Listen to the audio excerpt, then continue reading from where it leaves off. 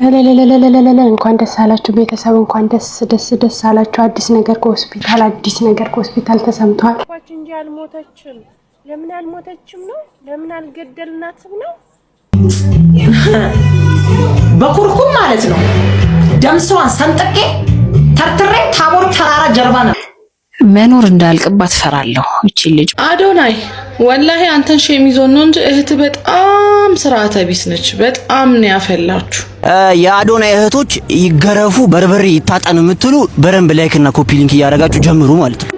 እና አሁን ላይ እነዚህ ልጆች በዚህ እድሜያቸው እንደዚህ ጀራሽ አርቲስቶች ምናምን ሞዴሎች የተሰበሰቡበት ላይ ብዙ ሴቶች ይሄንን ማጣበቂያ የት ነው የምናገኘው እያሉ እየጠየቁ። ሰላም ጤና ይስጥልኝ ውድ ቤተሰቦቼ እንደምናችሁን ያለው በጣም ደህና ነኝ። ክብሩ ይስፋ ለመድኃኒዓለም። ዛሬም እንደተለመደው ለእናንተ ያስተምራሉ፣ ይጠቅማሉ፣ ያዝናናሉ እንዲሁም ያስገርማሉ ያልኳቸውን ቪዲዮ ሰብሰብ አድርጌ ወደ እናንተ መጥቻለሁ። ዛሬ እንግዲህ ከምናነሳቸው ሀሳቦች መካከል በዋነኝነት እንግዲህ የአዶናይ እህቶች ላይ በጣም ብዙ ክስ እየተካሄደ ይገኛል ወይም ደግሞ ብዙ ሰዎች ሀሳባቸውን እያነሱ ይገኛሉ። ሌላው ደግሞ የዴዚ እናት አልሞተችም የሚል አዲስ መረጃ አለ። እሱንም ወደ በኋላ የማስመለከታችሁ ይሆናል። ሁላችሁም ይህን ቪዲዮ ስጀምሩ ላይክ በማድረግ ጀምሩ። ቤተሰብ ያልሆናችሁ ደግሞ ይህን ጨዋ ፋሚሊ ይቀላቀሉ።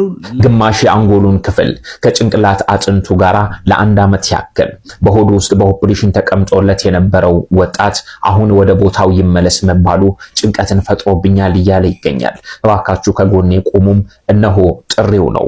የሆነው ነገር ምንድነው? ራይስ አባቢያ ይባላል። የአስረኛ ክፍል ተማሪ በነበረበት ወቅት ነበር ጆሮ አካባቢ በወጣ እጢ ህመሙ ሲበረታበት ወደ ሆስፒታል ሄዶ የታየው። ነገር ግን በከፍተኛ ሰርጀሪ መውጣት እንዳለበትና ሙሉ በሙሉ የማስታወስ ሂደቱንም እንዳበላሸው ሐኪሞች ይነግሩታል ማለት ነው።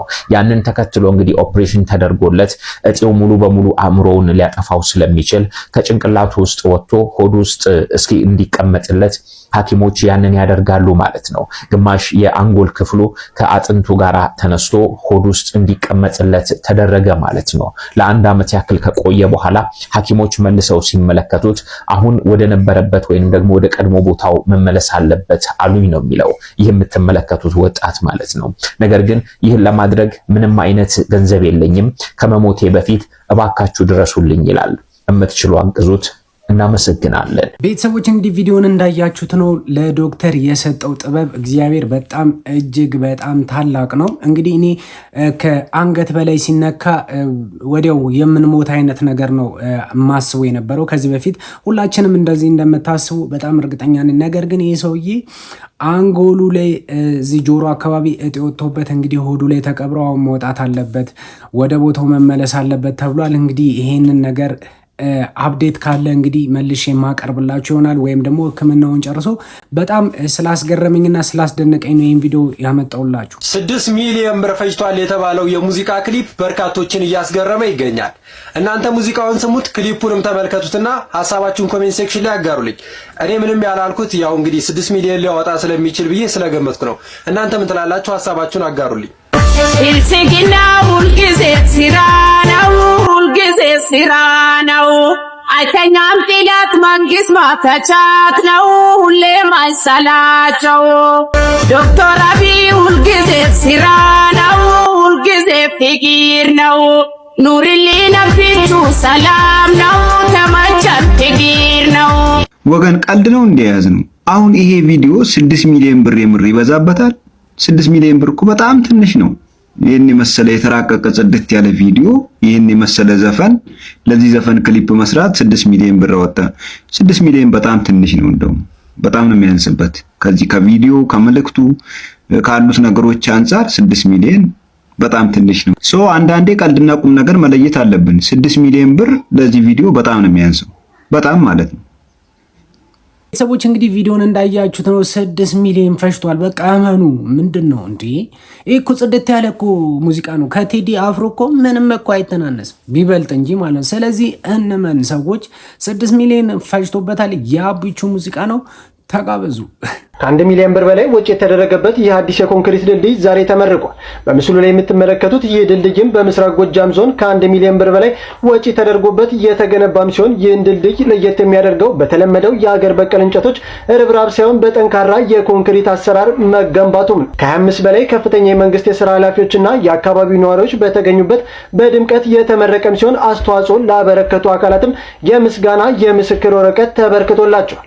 ቤተሰቦች ቪዲዮውን እንዳያችሁት ነው። ኢትዮጵያ ውስጥ እንግዲህ ሿሿ ከሚሰሩ ዱርዬዎች በላይ እንግዲህ ሿሿ የሚሰሩ የመንግስት ሰራተኞች በጣም ብዙ ናቸው። ለዚህ እንግዲህ 1 ሚሊዮን ነው የሰጧቸው። ለዛ ቀበሌ ገበሬ ማህበር 1 ሚሊዮኑ በእጃቸው ቢሰጧቸው ድልድዩን እንጠጥ እያሉ ቢሻገሩ ይሻል ነበረ።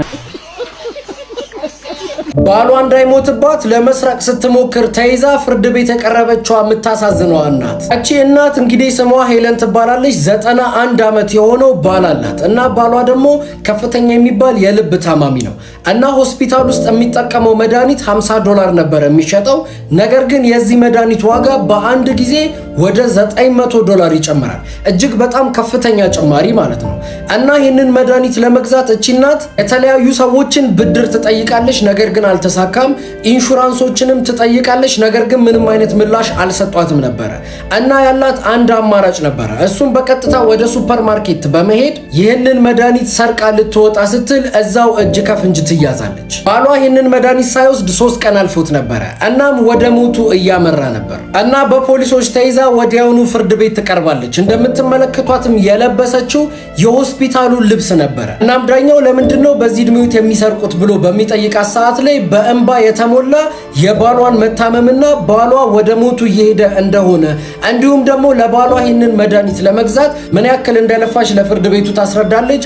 ሁሉም ሰው እጅግ በጣም ነበር ያዘነላት እና ዳኛውም ወዲያውኑ ትዕዛዝ ያስተላልፋል፣ እጇ ላይ የነበረው ካቴና እንዲነሳላት ማለት ነው።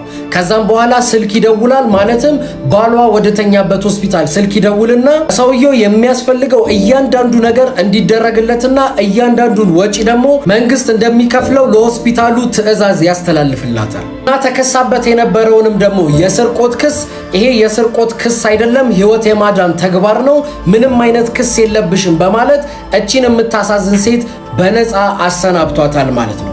ለዚህ የሚገርም ዳኛ እስቲ ያላችሁን ሐሳብ ቁጭ አድርጉልኝ። ቤተሰቦች ይህን ታሪክ እንግዲህ ፍቅር እስከ መቃብር ብየዋለሁ። ምክንያቱም ሴትዮዋ ራሱ በጣም ደካማ ናቸው። እንግዲህ ባልየው ደግሞ ምን ያህል ከሳቸው የደከመ ቢሆነው ነገር ግን ይሄ ነገር አልያዛቸውም ድካማቸው ምክንያት እንግዲህ ሰርቀው መድኃኒት ሊገዙለት ችለዋል። እንግዲህ ዳኛው እንደዚህ አይነት ዳኛ ያብዛልን እላለሁ። በጣም ታሳፍሪያለሽ። ለዚች በደም ካንሰር እየተሰቃየች ላለች ለ10 ዓመት ህፃን አድርሱልኝ ብላ እቺ የምትመለከቷት ግለሰብ የሰራችውን ቪዲዮ ባካችሁ አንዴ አዳምጡ። በጣም ይቅርታ አድርጉልኝ። ለዚች ገና እንቡጥ ገረዳ አድርሱልኝ። ምንም ነው የማይጠቅመው እዚህ ምድር ላይ እግዚአብሔር ቢፈቅድ ብትኖሪ ለእናትሽ በተለይ በጣም ደስ የሚል ነገር ነው። ግን እግዚአብሔር ካልፈቀደ እግዚአብሔር ከፈለገሽ ወደ አምላክሽ እቅፍ ይሻልሻል። እዚህ ምድር ላይ እንደሚታየው የሚያጓጓ ነገር የለም። ያለቀ የመጨረሻ ዘመን ላይ ነው ያለነው። በጣም ታሳፍሪያለሽ፣ በጣምም ታሳዝኛለሽ። በፍጹም እንዲህ አይባልም። አንቺ ወተሽ በድፍረት ከዚህ ዓለም ብትሰናበችም ችግር የለም ብለሽ በዚህ ልክ የተናገርሻት እቺ የምትመለከቻት የ10 ዓመት የደም ካንሰር ታማሚ ህፃን ለመኖር ምን ያህል ጉጉት እንዳላት እስቲ አንዴ አዳምጪ። አድነኝና እንደዚህ ያወሩብኝ ሰዎች ትሞታለች አተርፍም ብለው ያወሩብኝ ሰዎች ላሳፍራቸው ነው ስለ ነበረው ሌላ ምንም ማለት ነው። ምክንያቱም በቃ ትንሽ እሱ ነው የሰጠኝ እሱ ነው ብትብለኝ። በደንብ ሰማሻት? እቺ ህፃን ምን ያህል ለመኖር ጉጉት እንዳላት። እድሜዋ ገና 10 ዓመት ነው። በልጅነት እድሜያችን ብዙዎቻችን በሷ እድሜ የምንጫወትበት የምንደሰትበት እድሜ ነው። በዚህ ሰዓት እንደሷ እድሜ በሷ አእምሮ ስቴጅ እንደዚህ አይነት ቪዲዮ ለሷ አድርሱ ብሎ መስራት ምን የሚሉት ጋጠወጥነት ነው? ስለ ቤተሰቦቿስ ጥቂት እንኳን አስበሻል ወይ? በእናት በአባቷ ቦታ ሆነሽ አስበሻል? ልጃቸውን ከዛሬ ነገ ፈጣሪ እንዲምርላቸው እያለቀሱ ከጎኗ ለሚያስታምሟት ቤተሰብ ይሄ ምን የሚሉት ቪዲዮ ነው? በቃ አንቺ የዓለም ነገር በጣም ገብቶሻል አይደለ? እንዴት ደፍረሽ በዚህ ሁኔታ ውስጥ ያለ ቤተሰብ ላይ እንደዚህ አይነት ቪዲዮ ይሰራል? በመጨረሻም አንድ ነገር ብዬ መጨረስ ፈልጋለሁ። አዎ እቺ አንድ የምትመለከቻት ሴትዮ ተስፋ የሚያስቆርጥ ካለችበት ሁኔታ አንፃር ልብ የሚሰብር ነገር ተናግራ ሊሆን ይችላል።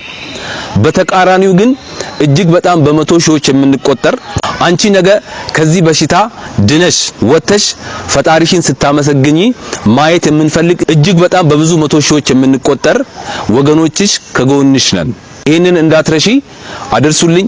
አመሰግናለሁ። ቤተሰቦች እንግዲህ ታሪኩን እንደሰማችሁት ነው። በጣም ነው የሚያሳዝነው። እቺ ልጅ እንግዲህ ሶሻል ሚዲያ ላይ እናቃታለን።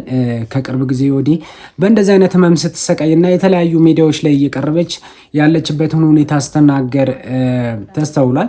ምናልባት ይህ ንግግር በቀናነት ያሰቡ ሰዎች ነበሩ። ነገር ግን በቀናነት ቢሆንም ትልልቅ ሰዎች ቢሆኑ እቺ ልጅ ገና ነገ ተስፋ ያላት ነገ የሆነ ነገር አደርጋለሁ ብላ የምታስብ ልጅን ያን ሰው ተስፋ ማቀጨጭ ወይም ደግሞ ማኮሰስ ተገቢ ነው ብዬ አላስብም። ለዛውም ሕፃን ልጅ ነች፣ የ10 ዓመት ሕፃን ልጅ። ስለዚህ ቤተሰቦች እንደዚህ አይነት ሰዎችን መቃወም አለብን። በጣም እንደዚህ ጋጥ ወጥ የሆኑ ሰዎች ወይም ደግሞ ለሰው ምንም የማይጨነቁ ሰዎች ኢትዮጵያ ውስጥ እየተበራከቱ ይገኛሉ። እናንተ በዚህ ላይ ምን ሀሳብ አስተያየት አላችሁ? ኮመንት ላይ ጻፉልኝ። የመቀለ ዩኒቨርሲቲ ተመራቂዎች የዘለቀው ጓደኝነት እንደምትመለከቱት ሰባቱም 2017 ላይ በመቀለ ዩኒቨርሲቲ ተመረቁ። አሁን ላይ እንግዲህ 2026 ላይ ሰባቱም የልጅ እናት ሆኗል። አሁንም ግን የሰባቱ ሴት ጓደኝነት እጅግ የሚያስቀና ነው። ይህንን ቪዲዮ ለእናንተ ምርጥ ለሆነ ጓደኛችሁ ሼር አድርጉለት። ቤተሰቦች እንግዲህ እንደዚህ አይነት ጓደኝነት ያብዛ ነው የምለው። ምክንያቱም አሁን በኢትዮጵያ ውስጥ ባለው የኑሮ ሁኔታ አንዳንድ ነገሮች የምንሰማቸው የምናያቸው ጉዳዮች ናቸው። እንግዲህ ጓደኝነት በጣም እየተሸረሸረ መጥቷል። ነገር ግን እነዚህ የምታያቸው አንድ ግቢ ተመርቀው የወጡ ናቸው። ነገር ግን ይጠያየቃሉ። ሁሉም ደግሞ በእኩል ደረጃ በሚባል ደረጃ ወልደዋል። በጣም ይበል የሚያሰኝ ነው።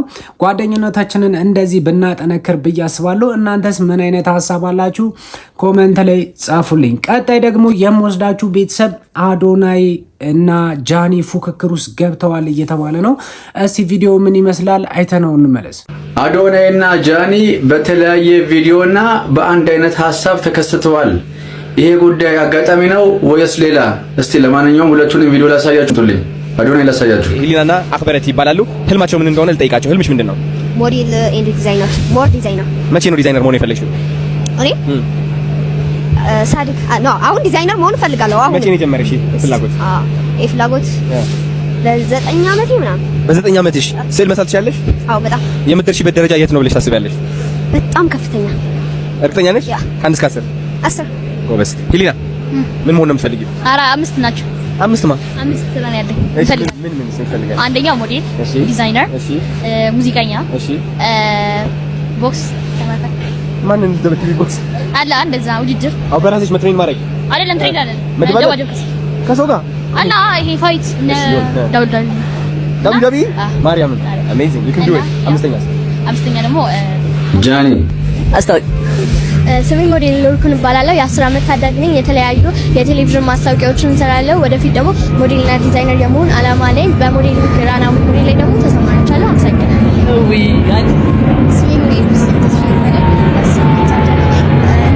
ወደፊት ኢንተርናሽናል ሞዴልና ዲዛይነር የመሆን አላማ ላይ እና ከ30 በላይ የቴሌቪዥንና የሶሻል ሚዲያ ማስታወቂያዎችን ሰርቻለሁ።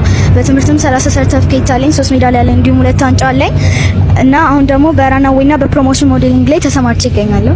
ከላይ እንዳያችሁት እንግዲህ የአዶናይም ልጆች ጃኒም ይዛቸው የመጣቸው ልጆችም ሁለቱም እንግዲህ ዲዛይነርና ሞዴል የመሆን ታላቅ ፍቅርና ተሰጥኦ እንዳላቸው የተናገሩ ነው ያሉት። ለሁለቱ መልካም እድል እመኛለሁ። እስቲ ግን እናንተ የትኞቹ ናቸው እውነት ስነ ምግባራቸው፣ አለባበሳቸው፣ በአጠቃላይ በስለ ነገራቸው ኢንስፓየር ያደረጋችሁ? እኔ የጃኒ ልጆችን መርጫለሁ። እስቲ እናንተ ምን አይነት ስሜት የተሰማችሁ ሀሳባችሁ ኮሜንት ሴክሽን ላይ አስቀምጡልኝ። አመሰግናለሁ።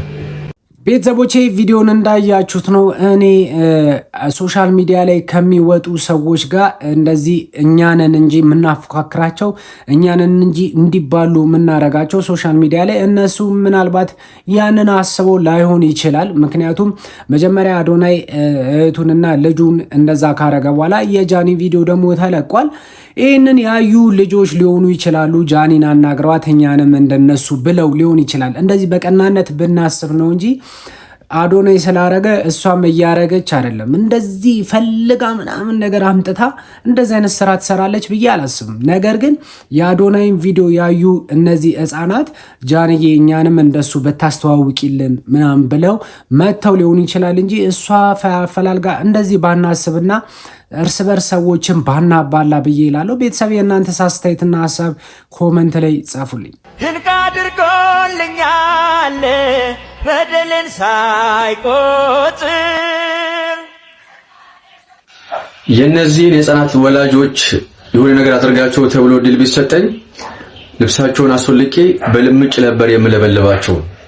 ምክንያቱም ልጆቹ ህፃን ናቸው፣ ምንም የሚያውቁት ነገር የለም። ወላጆቻቸው መረን ስለለቀቋቸው ነው እንደዚህ ይሆን ያሉትና ኢትዮጵያ ውስጥ ብዙ ሰዎች በችግር በስቃይ በረሃብ የተንገላቱ የሚኖሩበት ሀገር እንደመሆኗ መጠን ይህንን እንግዲህ ሰው ሊበላ እንኳን እንደው ያልቻለውን ነገር እዚህ አምጥቶ ቪዲዮ ላይ ለልጆች መጫወቻነት መስጠት ምን ያክል በደሃ ላይ እንደሚሳለቁ ትልቅ ማሳያ ነው ብዬ አስባለሁና አንዳንድ ሰዎች ሀብት ይሰጣቸዋል፣ ገንዘብ ይሰጣቸዋል፣ ግን ያስተሳሰብ ደሃ ያስተሳሰብ ድኩማን የሆኑ ወላጆች አሉና እንዲህ አይነት ወላጆች ኢትዮጵያ ውስጥ በጣም በዝተዋል።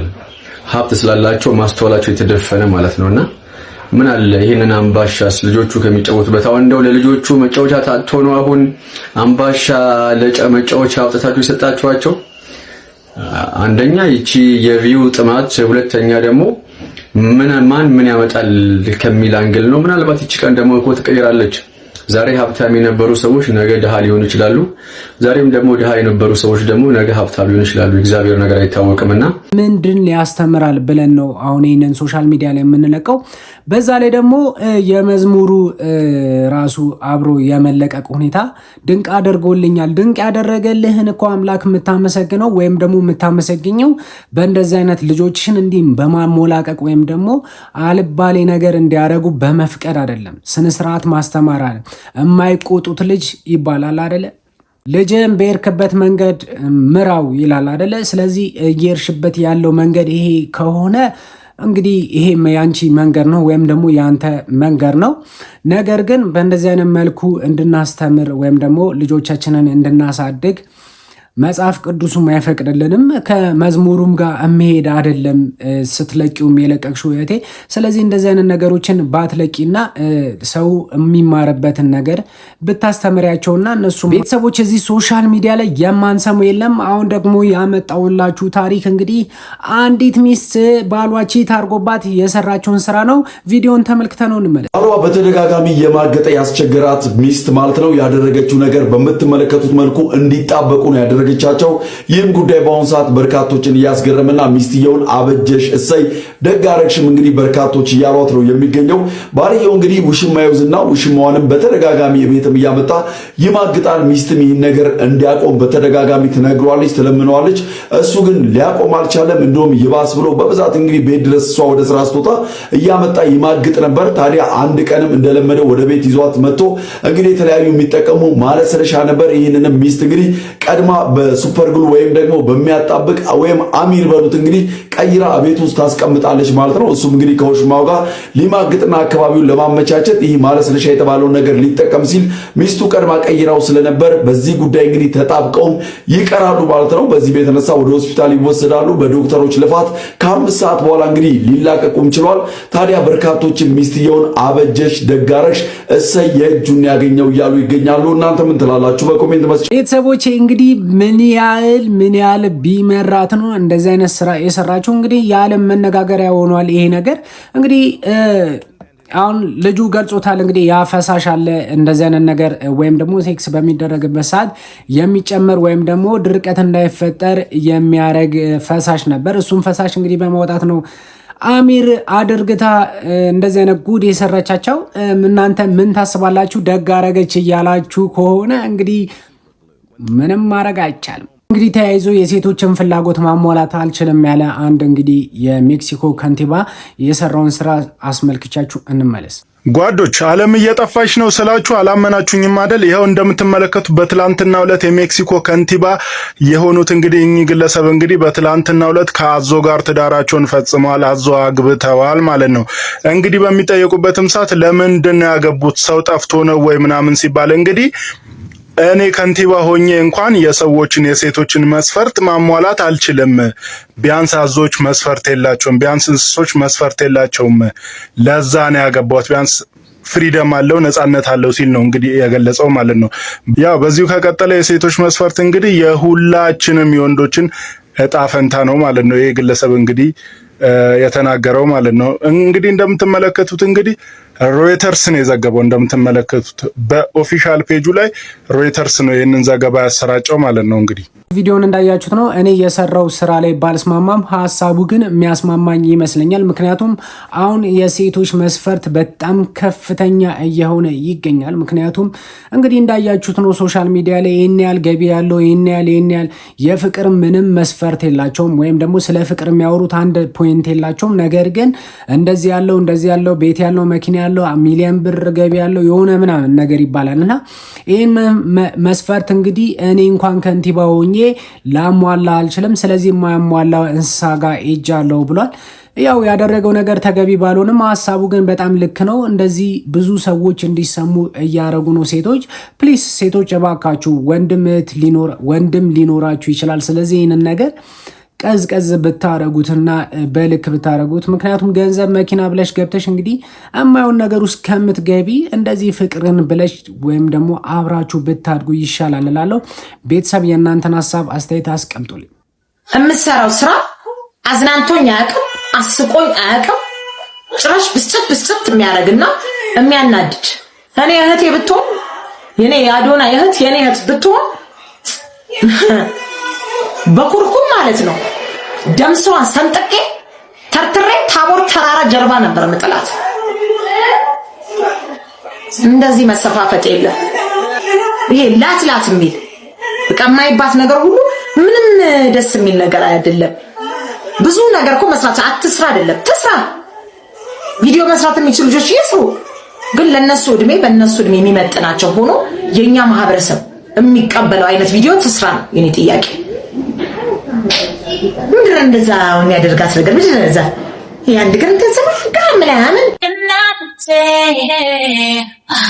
I wish I could change your mind and make you stay, 'cause I give anything to hear.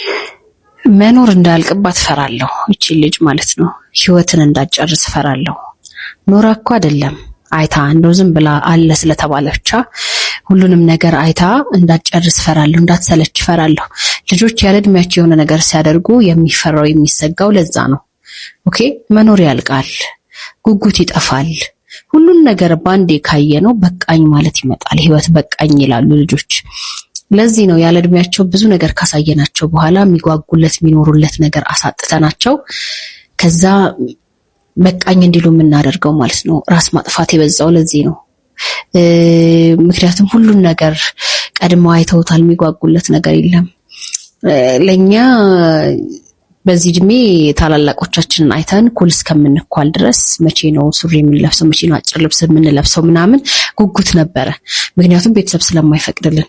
እግዚአብሔር ይስጣቸው፣ በጣም እናመሰግናቸዋለን። ሁሉን ነገር በጉጉት እንድናየው ሁሉን ነገር ጓክቶን እየጣፈጠን እንድንሄድና ለዛ እንድንሰራ አድርገውናልና እኔ እነሱን አመሰግናለሁ። ወላጆቻችን ልክ ነበሩ። አሁንም ማለት የምፈልገው ለዚህ ልጅም ምናልባት ለወንድሟ መድረስ ከቻለ ወይም ደግሞ ሌሎች ከታች ልጆችን የምታሳድጉ እናትና አባቶች፣ ቤተሰቦች፣ እህት ወንድሞች ምናምን በምክንያት ነው ቁጥር የተሰጠው። በምክንያት ነው ህፃን የምንባለው፣ በምክንያት ነው ወጣት የምንባለው፣ አዛውንትም የምንባለው በምክንያት ነው።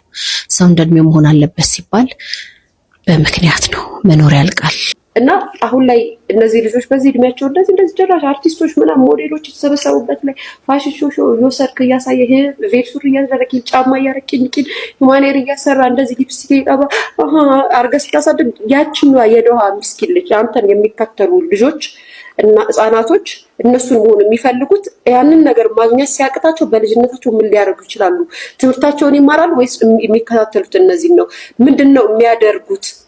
ምን ህይወት ውስጥ ይገባሉ ብሎ ማስተዋል ጥሩ ነው። ማስተማር ጥሩ ነው። ማድረግ ጥሩ ነው። የሚፈልጉትን ምርጫቸውን መከተል ጥሩ ነው። ማክበር ጥሩ ነው። ግን ሚዲያ ላይ ባታሳያቸው ጥሩ ነው። ስራቸውን ማለት እድሜያቸው እስኪደርስ ድረስ ነገሮችን ሊሚት ብታደርገው ጥሩ ነው።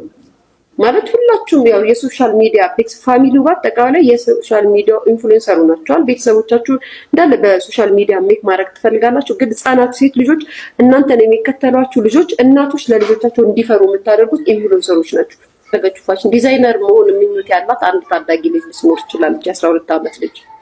አንዳንዴ የማናስበው ነገር ምን መሰላችሁ?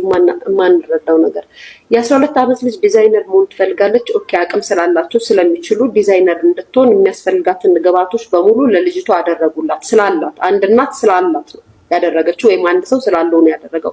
በዛ መሀል ውስጥ ደግሞ ብዙ ታዳጊዎች እነሱን እያዩ የሚመጡ እንደነሱ መሆኑ የሚፈልጉ ትናንሽ ቲኔጀር ህጻናቶች እነሱ ሲያዩ ያንን ማድረግ ሲያቅታቸው ህይወታቸው ወዴት ይሄዳል? ስልክ ለመግዣ፣ ሂማሊር ለማድረግ፣ ለመዘነጫ፣ ለመልበስ ኢዚና አጭር ነገር የሚያገኙት ከትምህርታቸው ሌላ አቋራጭ የሆኑ ነገሮች ጋር በመሄድ ጊዜያቸውን በማጥፋት እነሱ የሚያረጉትን እንደነሱ ለመሆን እየተከቱና እየጣሩ ሲመጡ በልጅነታቸው ብዙ ነገር ያጣሉ። አንዳንዴ ለምንድን ነው የሀብታም ልጆች ብዙ ጊዜ ካያቸዋቸው አያሳዩ ለሌሎቹ የሚያረጉላቸውን ነገር በድብቅ ነው የሚጨርሱት።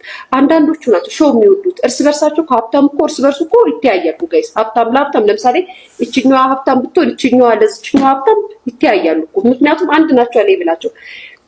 ሀብታም ግን ትክክለኛ ሀብታም ጭንቅላት ያለው ሀብታም ግን ዝንጥ ብሎ የሚኖር ሀብታም ግን ደሃ ጋር መጥቶ ያንን ነገር አያሳይም። ካያችሁ አያሳዩም። ለምን ይመስላችኋል? ያስቡታል። ምክንያቱም ብዙ ነገር የነዛ ቤት ልጆች ያንን ነገር ማድረግ እንደማይችሉ ስለሚያውቁ የተማሩ ሀብታሞች ማለት ዝም ብሎ ሀብታም የሆኑት ያው በዘፈቀደ ሀብታም የሆኑት ሳይሆን የተማሩ ቤተሰብ ያለበት ሀብታም ላይ ካያችሁ ብዙ ጊዜ ይጠነቀቃሉ። ለዛ ለጎረቤቶቻቸው ልጆች ወይ ጎረቤቶቻቸውን መስለው እንዲያድጉ ነው የሚያደርጉት ወይ ደግሞ ይጠነቀቃሉ፣ አያሳዩ። አዶናይ ወላሂ አንተን ሼም ይዞ ነው እንጂ እህት በጣም ስርዓተ ቢስ ነች። በጣም ነው ያፈላችሁ እንዴ አንተ ፌመስ ስለሆንክ አንተን ስለምንወድ እኛ እኮ መናገር ሼም ይዞን ነው እንጂ እንደ እድሜው አይደለም የምትሆነው። ማየት በሌለባት ሰዓት ሁሉን ነገር አይታ ማየት ባለበት ሰዓት ህይወት እንዳይሰለቻት እንዳያልቅባት ህይወት የምፈራላት ነገር ማለት ነው። እንዴ አንተ ብዙ ሴቶችን ትመክር የለ እንዴ? ለምን ለእህትህ ሲሆን ገሸሻልክ? በነገራችን ላይ የኢትዮጵያ ህዝብ ሼም ስለሚይዘው ነው እንጂ በጣም ቆይቷል ጭጓራው ከተቃጠለ። እንደ እድሜያቱን በተለይ ይሄ ኢትዮጵያ ነው፣ ሀበሻ ነው። ሀበሻ በእድሜያችን እንኳን ሆነን ከአይን አላመለጥንም። እኔ በሷ እድሜ ወላሂ ልጅ እንዴት ነው የሚወለደው ሲባል በሆድ በኩል እንዲህ ነው የሚወጣው ምል ሰው ነኝ። አይ ደስ አይልም። እንዳንድ እህት እንዳለው ሰው መመክረህ ነገር እህትህን ደበቅ ሰተራርክ፣ በኋላ ማልቀስ ጥሩ አይደለም። እህትህን ደበቅ ሰተራርክ። ቤተሰቦች እንግዲህ ቪዲዮዎቹን እንዳያችሁት ነው። ሊያም የራሷን ተናግራለች። ሌሎችም ብዙዎችን ሀሳቦች ሰጥተዋሉ። እኔ አንድ መናገር የምፈልገው ሀሳቡ ልክ ሆኖ ሳለ በጣም ደስ ያለኝና በጣም የተመቸ ነገር ህሊና ሳትሆን አክበረትን ብቻ ተናግረዋት ቢሆን ኑሮ በጣም ይሰማኝ ነበር። ምክንያቱም እቺ ልጅ እንግዲህ ከትግራይ ክልል ነው ያመጣት ልጅ አሳድግሻለሁ ብሎ እሷ ላይ ብቻ ቢሆን ኑሮ እንደዚህ ትኩረት ያረጉት በጣም ምክንያቱም ኢሞሽኗ በጣም እንደሚጎዳ እርግጠኛ ነበርኩ። ነገር ግን ያው ብዙዎቹ አብዛኛውን ጥፋት እያጠፋች ነው ያሉት የራሱን የገዛ እህቱን ስለሆነ ያ ነገር እንግዲህ ያው የገዛት ምንም ችግር የለውም። እዚህ ጋር ግን የሰው ቤት እየኖረች የሰው ቤት አይነት ስሜት እንዲሰማት ያደርግ ነበር እሷ ላይ ፎከስ አድርገው ቢናገሩ። ነገር ግን እሷም እንደዛችኛዋ ያን ያህል ጥፋት አለባት ብዬ አላስብም። ቤተሰቦች እናንተስ ምን አይነት ሀሳብ አስተያየት አላችሁ? ቀጣይ ደግሞ የምወስዳችሁ ዴዚ እናት ጉዳይ ነው። እንግዲህ አንድ ሴትዮ አልሞተችም እያለች ነው። እስቲ ቪዲዮን አይተነው እንመለስ። እንኳን ደስ አላችሁ ቤተሰብ፣ እንኳን ደስ አላችሁ። አዲስ ነገር ከሆስፒታል ተሰምቷል። እንኳን ደስ አላችሁ። ብዙ ተጨንቃችሁ ኮሜንት ላይ እየጻፋችሁልኝ ነበርና ምንም አታስቡ እና ጸሎት አድርጉላት። በተቻላችሁ መጠን ጸሎት አድርጉላት፣ ጸልዩላት። ያለችው ሆስፒታል ነው እና 4 ኪሎ አዲስ አበባ 4 ኪሎ ሆስፒታል ነው ያለችው እና በተቻላችሁ መጠን ባላችሁበት ሁላችሁም በዱዓ በጸሎት አስቧት። በጣም ደህና ናት እና አልሞተችም። ብዙዎቻቸው ደግሞ የእሷን ሞት የሚመኙ የእሷን መኖር የሚያስደስታቸው እና ቤተሰብ ማለት ነው። ፈጣሪ የምሬ ነው የምላችሁ፣ ፈጣሪ በግድ ለምን አልሞተልንም ነው አትበሉ። የምሬ ነው የምላችሁ፣ በጣም ነው የሚያሳዝነው። ያልሞተች ሴትዮዋ ሞተች። እንዴ ኧረ ፈጣሪን ፍሩ ተው ጋይስ ኧረ ተው እንዴ እውነቱን ከራሷ አንደበት ስሙት ታማ ሆስፒታል ገባች እንጂ አልሞተችም ለምን አልሞተችም ነው ለምን አልገደልናትም ነው ኧረ ተው ፈጣሪን ፍሩ ተው ባትፈሩ ሚዲያውን እኮ ተቆጣጣራችሁት እንዴ በስላሴ ስም ምን አይንጉድ ናችሁ ግን በመድኃኒዓለም እንደዚህ የምር በጣም ነው የሚያስጠላው በጣም ማለት ነው ምን ሆናችሁ ነው ቤተሰቦች እንግዲህ ቪዲዮን እንዳያችሁት ነው በእርግጥ የሆነ የሚያሳምን ነገር አለው አልሞተችም እያለች ተናግራለች መረጃ ያወጣችው ነገር የለም ግን አንደ ካቀረበችው ሐሳብ መካከል ወይም ደግሞ እኔ መስማማበት እነ ዴዚ ምንም አይነት ነገር የተናገሩት ነገር የለም በዴዚ እናት ቤተሰቦችም የወጣ መረጃ የለም ብዙ ሰዎች እንግዲህ ሞታለች ብለው ሰርተው ነበረ እቺ ሴትዮ እንግዲህ መታ ላይቭ ላይ አልሞተችም የዶክተሩ ውጤት እንግዲህ ምናን እያለች ብዙ ነገር ተናግራለች ቤተሰብ እናንተ በዚህ ጉዳይ ምን አይነት ሐሳብ አላችሁ የሰፈራ ሰዎች ካላችሁ ይሄንን ነገር ብታረጋግጡኝ እላለሁ ዛሬዋ ቀን ጀምሮ መኪና የሌላቸው በእግራቸው የሚሄዱትን ሰዎች መንግስት ለሚረግጡት መሬት ግብር ሊያስከፍል መሆኑን አስታወቀ ምን አርግ ነው የሚለኝ ሰውዬ ግን ምንድን ነው የሚከታተል 463 464 አባት እንዴት ነህ? ሰላም። ከእርምጃና ኮቴ ሚኒስቴር ነው የመጣሁት። አሁን እንግዲህ ከከተማ ተነስተ ቤት እስክትደርስ ድረስ 672 እርምጃ ተራምዳል።